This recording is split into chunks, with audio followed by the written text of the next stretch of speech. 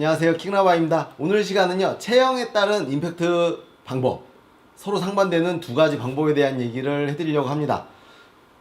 체형이 좀 크거나 체격이 좀 크거나 아니면 실제 근육량이 좀 많거나 하는 사람과 반대로 조금 킹라바처럼 조금 신장이 좀 작거나 혹은 왜소한 사람의 임팩트 방법은 조금 달라야 된다라고 생각하는데, 이 얘기를 하려고 이렇게 주제를 정하고 얘기를 준비했더니 골프 스윙의 임팩트 이론에까지 들어가는 거죠. 임팩트 그 순간에 중요한 건 왜 임팩트 순간이잖아요. 그 임팩트 순간을 위해서 어드레스가 있던 백스윙이 있던 모든 게 다 있듯이, 그래서 그런 부분인데요. 세계적으로 딱 양대 두 가지 상반되는 골프 스윙 이론이 있죠. 이렇게 보면은 이게 스퀘어하게 타겟 방향으로 내가 잡았다라 그러면은 이렇게 백스윙을 해서 어떻게 해요? 착착착착착 때리기 전까지 조금 열려 있다가 임팩트 순간을 기점으로 풀어지는 릴리즈를 하면서 스퀘어가 오고 맞으면서 바로 이렇게 또 딱 스퀘어 되게 맞고 착 돌아가는, 돌려주는 힘이 강한 롤링 릴리즈라고 하는 방식이 있고요. 또 반대로 이렇게 아슬아슬하게 칠 수는 없다. 그래서 어떻게 해요? 착착착착 오다가 몸통이 이렇게 돌아가면서 스퀘어가 어느 정도 미리 만들어져 있어요. 그리고 임팩트 순간에도 스퀘어가 만들어져 있고, 임팩트를 지난 후에도 또 스퀘어가 조금 유지되고 나서 팔로우 스루가 되는, 그러니까 롤링이 아닌 억제죠. 롤링 억제하는 스퀘어 릴리즈 방식이 서로 다르게 존재합니다. 요거를 가지고 어느 한쪽을 먼저 여러분들이 접하시게 돼요. 가르치는 선생님이나 혹은 유튜브든 TV 미디어든 이런 쪽에서 한쪽 성향의 스윙 이론을 여러분들이 먼저 접하고 나서 시간이 좀 지나고 내가 좀 더 많은 자료를 찾아보고 하다 보면 반대 성향을 역시나 발견하시게 되죠. 혹은 내가 골프에 입문했을 때 처음 가르쳐주는 선생님들도 요 한쪽의 스윙 이론을 먼저 좀 가르쳐 주게 되지 양쪽을 설명해 주고 하진 않습니다. 왜냐면 제 경우도 조금 그런 게 있고요. 그리고 추구하는 바나 추구하는 스윙 이론에 의해서 어느 한쪽이 결정되는데, 그러고 나면 여러분들이 조금 오해 안 하셨으면 하는 게, 반대 이론을 가지고 좀 틀렸다, 나쁘다라고 생각하지 마시고요. 이유가 있어서 반대 이론이라는 게 좀 존재하고, 반대 스윙 방식도 역시나 서로가 이렇게 한쪽 스윙을 가지고 있다 하더라도 훌륭한 선수들이 양쪽에서 다 똑같이 나오고 있는 편이니까요. 그걸 너무 이제 한쪽을 치는 것보다는 혹시 지금 내가 하고 있는 것과 그거 더 맞는지 이렇게 확인하시면 좋을 것 같습니다.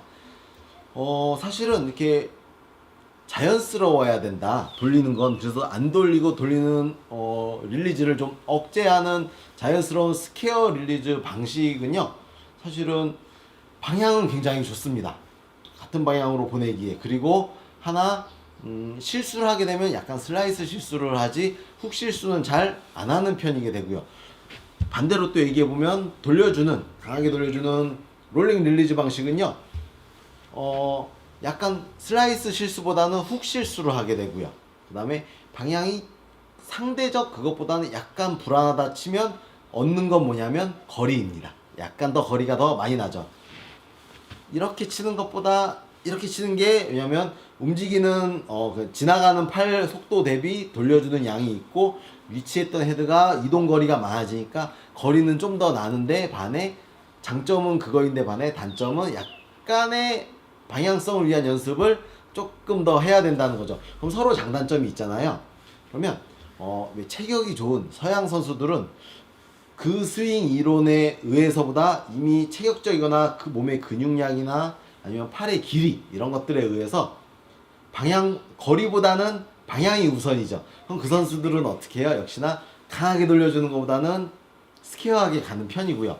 반대로 체격이 좀 왜소한 사람들은, 그다지 좀 그리 크지 못하고 근육량이 많지 못한 사람들은 스스로의 힘으로 공을 멀리 보내는 것보다는 원리나 힘을 이용해서 보내야 되니까 상대적으로 이렇게 돌려주면 조금 더 유리하게 보낼 수 있는 거죠. 이런 차이가 있으니까요.